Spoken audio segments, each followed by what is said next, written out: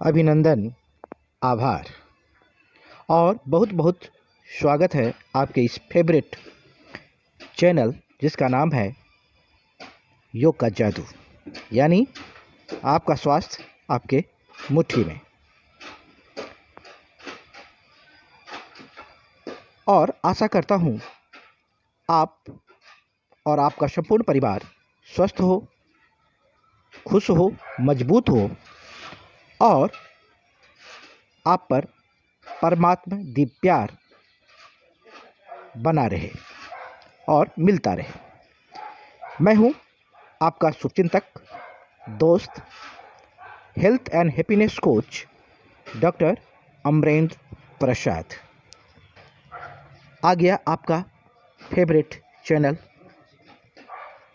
आप विश्व के किसी भी हिस्से में रहते हो, किसी भी व्यवसाय से जुड़े हो या आपका कोई भी उम्र के पड़ाव में हो, चाहे आप मेल हो या फीमेल हो, सबके लिए आपका ये बहुत ही फेवरेट चैनल योग का जादू। मैं इस पर आपको, चाहे वह शारीरिक हो चाहे वह मानसिक हो, सबकी दृष्टि को सब दृष्टि में रखते हुए मैं आपसे जुड़कर सारी समस्याओं को दूर करने का प्रयास करूंगा। मैं और मेरा टीम आप लोगों के कल्याण के लिए, आप लोगों की भलाई के लिए, आप लोगों के हेल्थ के लिए रात दिन प्रयासरत रहेगा, ऐसा मुझे उम्मीद और पूर्ण विश्वास है।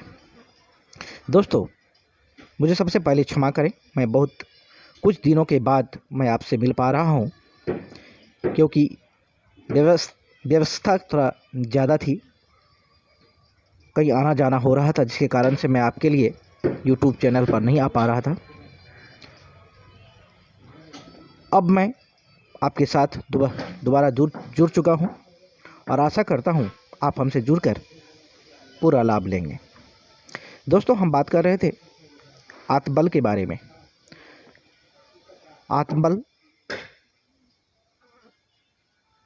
बहुत ही महत्वपूर्ण, जो परमात्मा के द्वारा हमारे अंदर होता है। बस उस आत्मबल को सकारात्मक बना के रखना है, जिससे अपना और पूरे विश्व का कल्याण हो सके। दोस्तों, ज़्यादा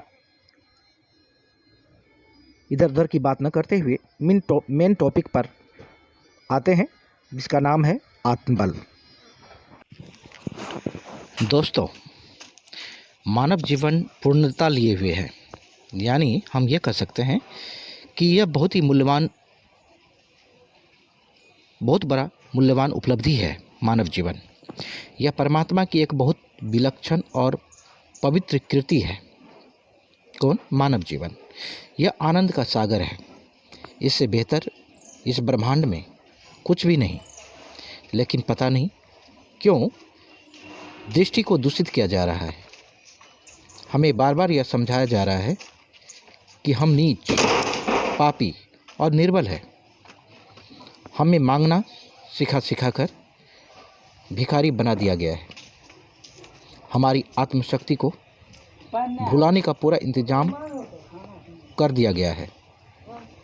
आश्चर्य की बातें तो यह है कि जो जितना ज़्यादा तथाकथित धर्म का पालन कर रहा है, वह उतना ही ज़्यादा अंदर से कमज़ोर होता जा रहा है। उसको पूरा दिग्भ्रमित कर दिया जाता है और डरा दिया जाता है कि जरा सा भी इस लाइन से बाहर जाओगे तो पाप के भागीदार बन जाओगे। और वह इंसान इस पाप के डर से अपनी सारी शक्तियों को भूलकर लकीर का फकीर बन जाता है। सबके सोचने, समझने और आत्मनिरीक्षण की क्षमता को शिथिल कर दिया गया है। क्या हम रोज रोज अपने आप को पतित कर परमात्मा द्वारा दिए गए इस अनमोल जीवन का अपमान नहीं कर रहे हैं? क्या हम अपने आप को पतित कहकर इस जीवन में कुछ श्रेष्ठ कर पाएंगे? क्या हम रोज़ रोज़ परमात्मा से कुछ मांगकर जो हमें मौलिक रूप से मिला है उसको भूलते नहीं जा रहे हैं? कुछ सवाल करो अपने आप से और ईमानदारी से उसके जवाब ढूंढे, सारी बात समझ में आ जाएगी। अपने आप को पतित समझना सबसे गिरी हुई बात है। जैसा हम अपने बारे में सोचेंगे वैसे ही हम बनते जाएंगे। हमारे भीतर यह बात बहुत गहरे में बैठ गई है कि हम कमज़ोर हैं, इसलिए हम सहारा खोजते रहते हैं। हम सोचते हैं कि किसी का सहारा मिल जाए तो शायद मैं अपने जीवन में कुछ कर सकूं। आपने अपने भीतर इस शक्ति को विस्मृत कर दिया है जो जगत का निर्माण कर सकती है। आपने अपनी ऊर्जा को संकुचित कर लिया है। सारा ध्यान इस बात पर केंद्रित कर दिया है कि कहीं से कुछ मिल जाए और मैं बस उसका सहारा लेकर चल पड़ूं। अपनी जिम्मेदारी के दायरे को बहुत कम कर लिया है। हम दूसरों की कहानियां बड़े गर्व से पढ़ते हैं पर कहानी बनाने की नहीं सोचते हैं। हम बस इसी इंतज़ार में बैठे रहते हैं कि कोई महान आएगा तो हमारी ज़िंदगी संवर जाएगी। हम पूरी तरह अपने आप को दूसरों पर निर्भर बना चुके हैं।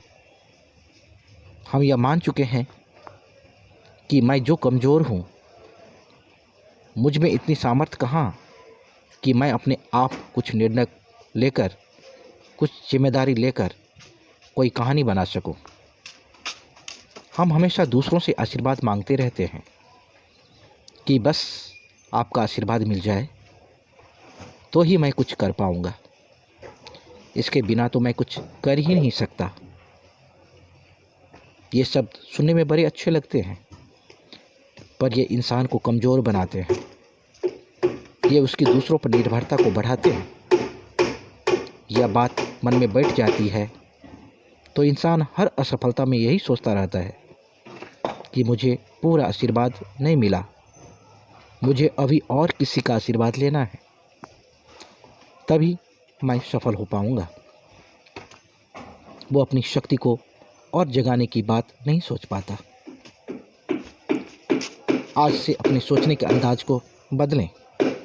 जो भी जीवन में मिला है उसका बस धन्यवाद दें और यह सोचें कि बस अब तो मुझे इतना मिल गया है, अब आत्मशक्ति द्वारा सफल होकर ही रहूँगा। अब मैं दुनिया से रास्ता जानने वाला नहीं, रास्ता दिखाने वाला बनूँगा। मुझे परमात्मा ने इतना शक्तिशाली बनाया है, इन शक्तियों का उपयोग मैं पूरी ईमानदारी से करूँगा और आप देखेंगे कि अब आपकी पूरी दिशा ही बदल चुकी है। आपके विचारों में ऊर्जा आ गई है, नित नया सृजन दिखाई देने लगा है। जिसे आप सोच भी नहीं सकते थे उसे अब एक एक करके सच साबित करते जा रहे हैं। बस इसी अहंकार में मत पड़ना कि परमात्मा से कुछ मांगना मत, पर परमात्मा को धन्यवाद देते रहना। उसके द्वारा दी गई शक्तियों और धीरे धीरे पहचानने लग जाएंगे। महसूस होने लगेगा कि उसमें कितना आनंद है। बस इसी राह पर चलते रहना है आपको। जीवन से दूसरों पर निर्भरता घटती जाएगी और आत्मबल बढ़ता जाएगा। अपनी शक्ति को पहचानने में दो बहुत बड़ी बड़ी बाधाएं हैं। एक साहस की कमी और दूसरा डर। आदमी सोचता है जिस तरीके से मेरी पीढ़ियां चलती आ रही है, जिस तरीके पर पूरी दुनिया चल रही है वह सही ही होगा, भले ही उसके परिणाम गलत आ रहे हैं। वे दिखाई दे रहे हैं, पर सबके अलग हटकर सोचने का साहस वह नहीं कर पाता। वह कभी कभी अलग राह के लिए सहमत भी हो जाता है, पर फिर भी हिम्मत नहीं कर पाता। एक मान्यता बन गई है कि जिस काम को भीड़ कर रही है वह सही ही होगा, लेकिन सच यह है कि जिसे भीड़ कर रही है वह सही ही हो यह जरूरी नहीं है। दूसरा है पाप पुण्य का डर।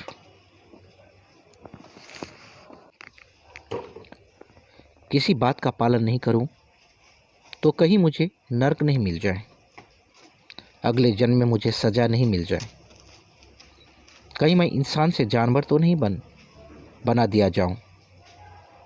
ऐसी ऐसी कहानियां बना बनाकर इंसान को इतना अधिक डरा दिया गया है कि अभी का नर्क उसे दिखाई नहीं देता,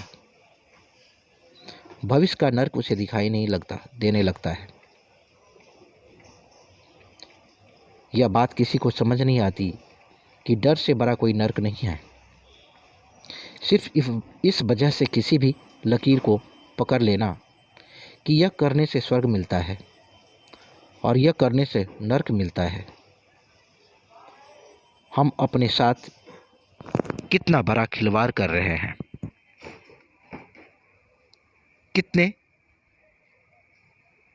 किसने दिए ये पैमाने?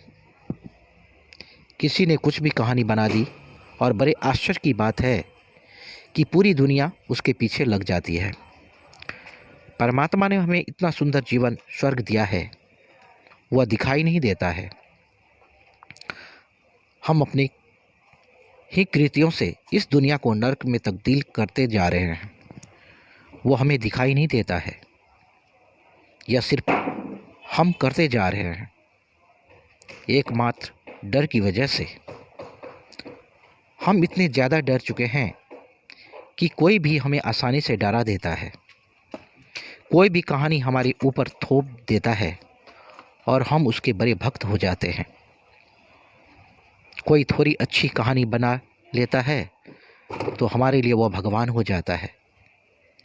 फिर किसकी हिम्मत जो उसकी बात नहीं माने तो नर्क का भागीदार बनता है।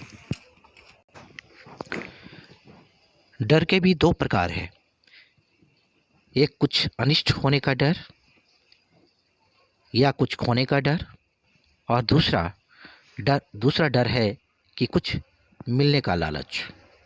मैं यह करूँगा तो इतना फल मिलेगा, इस जन्म में इतना फल मिलेगा या अगले जन्म में इतना फल मिलेगा, नहीं करने पर यह सब छूट जाएगा। यह भी एक प्रकार का डर ही है।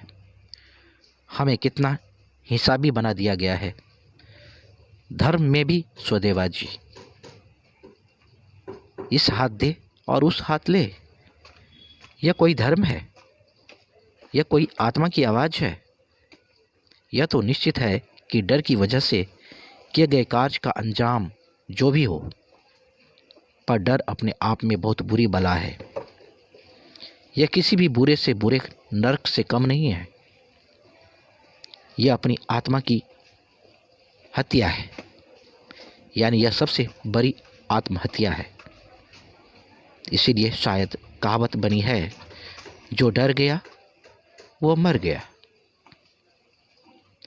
शरीर को मार लेना तो सिर्फ शरीर की हत्या है, लेकिन डर के वशीभूत होना सबसे बड़ी आत्महत्या है। अच्छा दोस्तों,